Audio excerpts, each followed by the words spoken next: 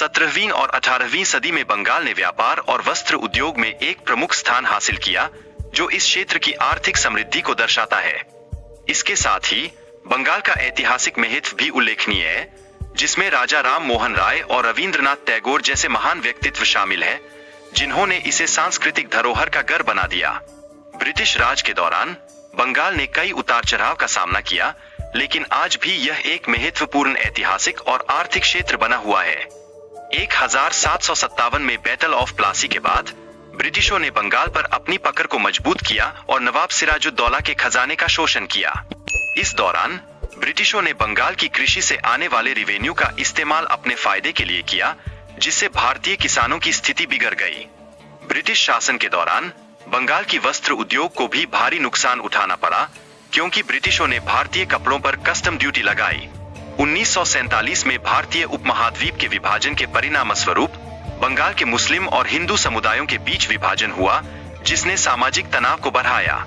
इसके परिणाम स्वरूप बंगाल की वस्त्र उद्योग पर विभाजन का नकारात्मक प्रभाव पड़ा और कोलकाता की मिलों को बंद करना पड़ा। विभाजन के बाद रिफ्यूजियों की संख्या में वृद्धि हुई, जिससे आर्थिक संसाधनों पर दबाव बना और राज्य की विकास दर में गिरावट आई।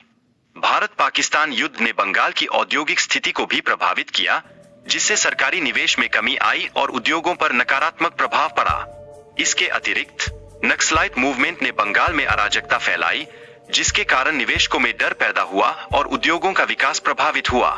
कम्युनिस्ट पार्टी के सत्ता में आने से उद्योगों की स्थिति और बिगड़ गई, क्योंकि उनकी नीतियों ने कई उद्योगों को बंद होने या स्थानांतरित होने के लिए मजबूर किया।